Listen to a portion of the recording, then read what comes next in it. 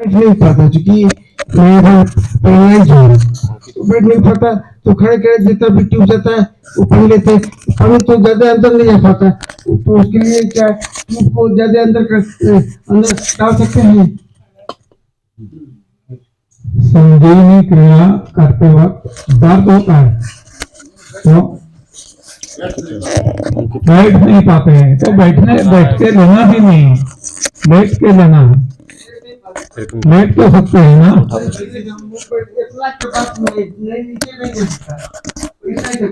इसका आप कोई सॉल्यूशन निकाल सकते हैं खुद का। हाँ, कैसे भी देखो, बहुत सारे मरीज होते हैं, पेशेंट होते हैं, जब बेड रिडन हो जाते हैं तो उनको ना वहां तो एनिमा नहीं दिया जाता, लेकिन उसको ये दस्त तो लगता ही है, तो कैसे करवाते हैं, कोई ऐसे पोट रखते हैं, कुछ तो करते हैं ना। वो हमारा वो जो है सॉल्यूशन हमें निकालना है। 5 साल से मैं आप ही का बताए हुए रास्ते पर मैं चलता हूँ, लेकिन मैं बैठ नहीं सकता। मन बैठता है कुर्सी पर, उसके नीचे नहीं जा सकते। अरे भाई, कैसे भी इसका सॉल्यूशन आपको ढूंढना है।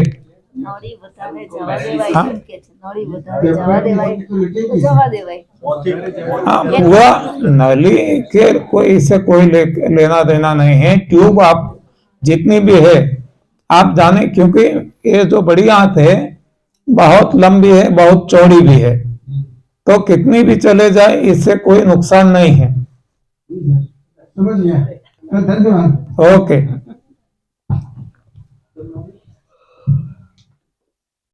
प्रणाम सर, सबको प्रणाम। मैं डॉक्टर कुसुम जसूजा गुड़गांव से एलोपैथिक डॉक्टर। तो माइक दो, शॉल इधर पीछे दिया है, पीछे दिया है।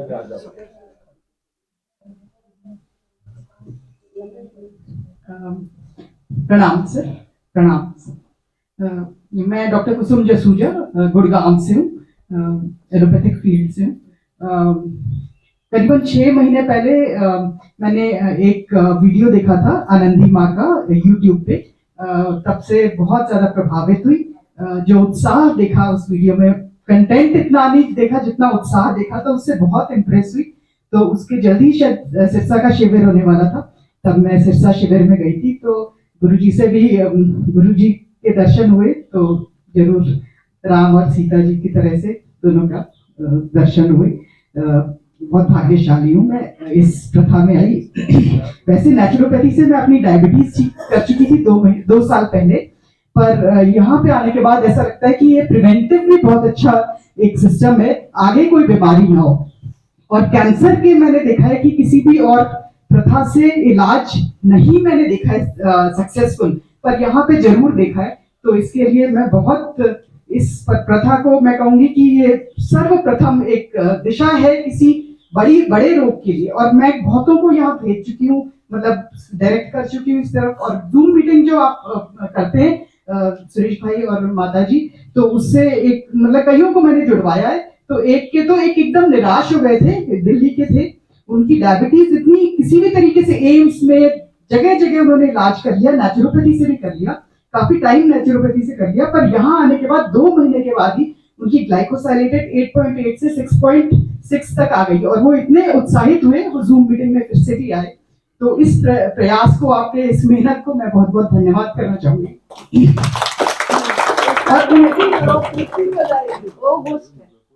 बिल्कुल, सबका एक संयुक्त है। गुरुजी तो हमारे सबसे पहले प्रथम है, और उन्होंने माता जी को शुरू से कहा कि आप वीडियोस बनाइए। माता जी का जो उत्साह है ऐसे इन्फेक्शियस है। मैं इन्फेक्शियस डिजीज स्पेशलिस्ट हूँ, एमडी माइक्रोबायोलॉजी में। तो माता जी का जो एंथुजियाज्म है, जो उत्साह है, वो इन्फेक्शियस है, वो इतनी जल्दी दूसरों में ट्रांसमिट होता है। तो ये धन्यवाद गुरुजी, आपने इनको वीडियो बनाने के लिए बोला, इससे बहुत लोग जरूर खिंच के आ रहे हैं। और सुरेश भाई जी की कर्मठता का कोई जवाब नहीं है। मैं कहूंगी हर कोई जो यहाँ पे दे रहा है से, मतलब अपना पूरा जीवन जिस तरह से दे रहा है, तो ये दुनिया में सब प्रथाओं में से ये सर्वप्रथम है, उस सेवा भाव से भी। तो जरूर ये जो आपने आज सुबह ही कहा है कि 10% वाला जो सिस्टम है, वो हमारी प्रथा के अंदर आगे इसको और बढ़ाने में आगे सब लोग जुड़े, जितना जितना जितना संभव सबके लिए हो, तो ये बहुत जरूरी है हमारे लिए। एलोपैथी आज कईयों ने, मैंने और 2-3 से भी सुना कि ये बाद में पता लगता है। हम तो खुद ही जानते हैं कि डायग्नोस्टिक जो टेस्ट के रिजल्ट्स आते हैं वो बाद में आते हैं, सिम्टम्स पहले आते हैं, महसूस इंसान पहले करने लग जाता है बीमारी, और वो मतलब डायग्नोसिस उसका टेस्ट के अंदर बाद में आता है। और भी मैंने सुना है यहाँ पे कि, और आज भी शाम को ही पांड्या भाई साहब ने कहा है कि ये जो साइंटिस्ट हैं जो वो कितने पीछे हैं हमारे ऋषि और मुनियों के, उनसे कैसे कैसे बाण कैसे चला के और वापस आ जाएंगे, मतलब कितनी बड़ी इसके पीछे साइंस के सुपर साइंस जो है वो हम भूले हुए साइंटिस्ट जो है वो नहीं जानते कब आएंगे। वो उनका जब समय आएगा, अच्छा समय उनका आएगा तो जरूर वो भी पीछे पीछे आएंगे। और गुरुजी जो आपके सपने हैं कि वो बिना वीजा वाला दुनिया हो, तो वो सबसे सभी के लिए, हम सबके लिए ऊंचा सपना है। वो ऐसा समय जरूर आए, भगवान करे जल्दी आए। और बस एक चीज मैं थोड़ा जुड़ी हूँ, एक भाई ने भी यहाँ पे बताया कि उन्होंने 1400 देसी गाय रखी है। तो मैं गौ सेवा में भी एक जगह देवलापार में गई थी एक ट्रेनिंग में, तो वो देसी मतलब गायों से जो भी गोमूत्र और गोबर आता है, दूध हम समझ रहे हैं, यहाँ पे एक नेचुरोपैथी डॉक्टर भी है, उन्होंने भी बताया कि वो हमारे लिए सही नहीं है। वो जो प्रोटीन्स है वो इतनी जल्दी ग्रोथ करने के लिए है, क्योंकि उस बछड़े की कितनी जल्दी ग्रोथ होती है, आप देखिए इंसान की उस तरह से ग्रोथ नहीं है, डिजाइंड नहीं है, it is not design food for us. तो ये बहुत साइंटिफिकली ट्रू है, राइट है। तो पर गोबर और गोमूत्र उनका बहुत यूजफुल है, और कई ऐसी गौशालाएं हैं जिनके बारे में मैंने जाना है, तो वो गौओं को खुला छोड़ते हैं और उनके वो ऑर्गेनिक खेती के लिए, क्योंकि वो भी जैसे पंजाब में है, कैंसर का एक बहुत बड़ा कारक है ये जो पेस्टिसाइड्स का उपयोग है, यूरिया का उपयोग है, दूध भी इसी तरह से कृत्रिम बन रहा है। तो ये इस डायरेक्शन को भी हम अपने इसमें जो भी हमारा सेशन होता है, तो उसके अंदर, उस सेशन के अंदर प्राकृतिक खेती को भी हम एक हिस्सा दें, और हम जो जानवर, पालतू जानवर है, उनको अपने ही तरह से अगर पास में रख रहे हैं तो उनके जो नेचुरल वे है उनको अपने साथ रखें। क्योंकि मैंने ऐसे भी सुना है, लोग गाय रखते हैं, वो छोड़ देते हैं, सुबह अपने चर के आ जाती है, वापस उसी घर में ही आती है, नहीं खुला होता दरवाजा खटखटाती है, अंदर वहीं आती है। तो उनको नेचुरल तरीके से ही करा जाए। और प्राकृतिक खेती बहुत इंपॉर्टेंट एक सब्जेक्ट है, तो कैंसर का प्रिवेंशन भी हो। तो बस ये, धन्यवाद। ये सर जी थोड़ा जवाब क्वेश्चन है। ये जो है ना, गाय का गोबर और गौमूत्र गाय को देना ही पड़ता है, गाय को कोई पीड़ा नहीं होती। अगर नहीं देगी तो गाय को पीड़ा होगी। दूध जबरदस्ती निकालना पड़ता है, दूध निकालने में गाय को पीड़ा होती है, तो गाय का गोबर और गौमूत्र यूज करेंगे तो कोई प्रॉब्लम नहीं है। खेती में यूज करो, दवाई में यूज करो, उसका कोई प्रॉब्लम नहीं है। और अभी मैंने रिसेंटली एक वीडियो डाली है जहां पे अभी राजकोट में एक गांव वाले का बड़ा ये गेट टुगेदर था।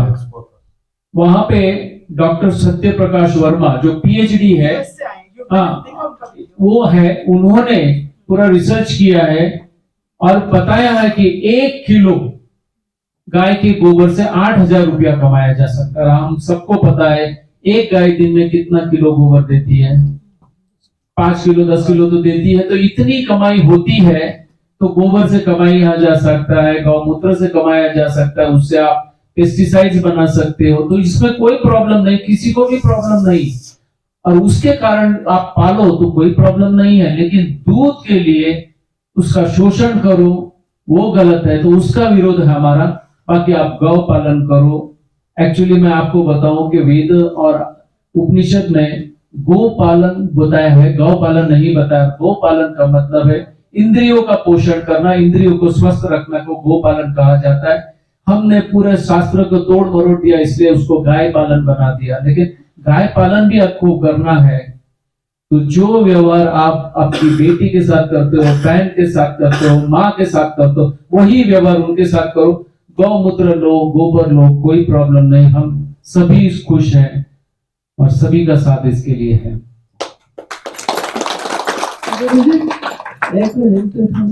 जैसे गोमूत्र क्या लेना चाहिए, बहुत सारा जैसे कैंसर पेस्टिसाइड की जैसे यूज करना है, छिड़कने के लिए। हाँ नहीं, और कोई कोई बोलते हैं पीना चाहिए, तो ये नहीं बहुत नहीं, लोगों ने सवाल वो हम लोग तो नहीं कहते हैं, एनडीएस बिल्कुल नहीं नहीं है। कहेगा। हाँ जी। हाँ, उसको छिड़कने के लिए पेस्टिसाइड की जैसे यूज करना हो तो करो। मेरे हिसाब से तो गाय का तो होता है, मनुष्य का भी होना चाहिए। अगर मनुष्य प्राकृतिक भोजन में आ जाए तो हमारा भी गोबर यूज होना चाहिए, और मूत्र हमारा भी पेस्टिसाइड जैसा यूज हो सकता है। कई हॉस्टलों में गोबर गैस बनाते हैं। गोबर गैस तो है, लेकिन ये तो वो भी नहीं है। और इतनी बड़ी कमाई है तो कौन, अभी जानवर को जिंदगी के अंतिम सांस तक हम पालेंगे कि नहीं? नर को जो मरना पड़ता है क्योंकि वो दूध नहीं देता, वो उसको भी जिंदा रखेंगे कि नहीं? तो यहाँ पे हत्या भी इनकी बंद हो जाएगी, कम हो जाएगी। तो बिल्कुल करना चाहिए, ये मेरा ओपिनियन। बाकी गुरुजी आपको बताएंगे। सबसे पहले तो ये समझ लेना है कि यदि हम नेचुरल लाइफस्टाइल अपनाते हैं जैसे अन्य प्राणी, तो इस किसी की भी आवश्यकता नहीं है। मैं बार बार बताता हूं, सभी जगह बताता हूं कि जब भी कोई सवाल उठता है तो सृष्टि में दृष्टि करें, क्योंकि सृष्टि में मनुष्य योनि की तरह 84 लाख योनियां हैं। तो और सारी योनि के प्राणी जो है, जिनके शरीर भी पंच तत्वों से बना है, तो उनको ये सब जरूरत पड़ती है क्या? उनको नहीं जरूरत पड़ती तो हमें भी जरूरत नहीं है। हमें बेसिक फंडामेंटल समझना है, और हम इधर उधर भटकते रहते हैं। ना गौमूत्र की जरूरत है, ना गोबर की जरूरत है, ना गौ को पालने की जरूरत है। हर कोई इंडिपेंडेंट है। भगवान की जिम्मेवारी है, जिसने जन्म दिया वो ही उसका लालन पालन करते हैं। तो गौ पालन जो हम कहते हैं, गायों को अपने घर पे रखना, वो भी हम उनको कैद करते हैं। ये भी गलत है, ये भी एक तरह की हिंसा है। हाँ, उनकी स्वतंत्रता हम छीन लेते हैं। किसी को बांध के रखेंगे, किसी को पसंद नहीं है। हमारे संतानों को भी यदि हम बांध के रखेंगे, उनको पसंद नहीं पड़ेगा। उनको भी प्रकृति की गोद में खेलना है। तो जितने भी प्राणी हैं, प्रकृति की गोद में रहने के लिए हैं, नहीं तो इनको हम हमारे घर पे पालन करें। हाँ, बाकी तो ये जो धंधा बन गया है, हाँ, अभी प्रदीप भाई ने जो बताया 1 किलो के गोबर से इतनी कमाई कर सकते हैं, तो कमाई करना है। हाँ, आज पैसा परमेश्वर हो चुका है, तो लोग ऐसी गलत राह अपनाते रहेंगे। बाकी सारी बातें बिना वजूद की है, किसी की भी जरूरत नहीं है। और प्राकृतिक खेती क्यों, मैंने पहले दिन ही आपको बता दिया है, खेती की ही जरूरत नहीं है, खेती ही गलत है। बाद में प्राकृतिक हो अप्राकृतिक हो, इसकी चर्चा ही अस्थान पे है, इसका स्थान ही नहीं है। हाँ, खेती की जरूरत क्यों? कौन खेती करता है? 84 लाख योनियां हैं। कोई भी प्राणी अपने भोजन के लिए खेती करता है क्या? तो फिर प्राकृतिक अप्राकृतिक, हाँ, ये हमारी मति मारी गई है। इसलिए हम ऐसी सोच रखते हैं। फिर भी जब कंपैरिजन करते हैं, रिलेटिविटी। तो आज जो खेती हो रही है पेस्टिसाइड से, केमिकल से, इसकी तुलना में यदि प्राकृतिक खेती पे हम आ जाए तो एक कदम हम सही दिशा में चलेंगे, लेकिन वो भी गलत है। लेकिन जब सही दिशा में चलते हैं तो वो भी कल छोड़ देंगे। हाँ, इसका भी हमें बाद में पता चलेगा कि ये भी हम गलत कर रहे हैं, तो ये भी धीरे धीरे छूटता जाएगा। अंततः खेती जरूरी है ही नहीं किसी के लिए। भगवान ने इस सृष्टि को जन्म दिया है। सृष्टि के जितने भी जीव है, प्राणी हैं, उनको हवा, प्रकाश, भोजन पहुंचाने की जिम्मेवारी भगवान ने अपने खुद पे ली है। तो एक कोई भी साजिश जरूरी नहीं है। और जो बताया आपने, आनंदी माँ को हमने वीडियो बनाने का कहा, तो वैसे हम तो मानते हैं कि कहने वाले हम कौन होते हैं, लेकिन कहा वो भी सही है। तो वैसे तो हम बहुत सारे लोगों को, हम तो ओपनली सभी को कहते हैं, हर कोई अपने, लेकिन नहीं बनाते। उन्होंने बनाया, हाँ, तो उनकी कक्षा है। तो हर किसी को जो कुछ अच्छा मिला है वो बांटना चाहिए। और आज ये हमारे पास मीडियाज है, व्हाट्सएप ग्रुप्स है, यूट्यूब है, इंस्टाग्राम है, फेसबुक है, बहुत सारे मीडियाज है। तो हम क्यों बांटते नहीं? हम क्यों इतने सेल्फिश है? लेकिन मालूम नहीं क्यों, हाँ, हम सीमित रखते हैं। जो कुछ मिला बांटते नहीं हैं। तो बाकी तो हम सभी को ओपनली कहते हैं, हर कोई बार बार कहते हैं कि जो भी आपको अनुभव हुआ, आप वीडियो बनाओ, आपकी खुद की चैनल बनाओ और अपलोड करते रहो। नहीं होता है तो जिसकी चैनल है उनको भेजो, हमें भेजो। हाँ, तो जो भी हमें अच्छा मिला है कुछ, ये प्रभु सेवा मान के इसको बांटते रहना है, बांटते रहना है, बांटते रहना है।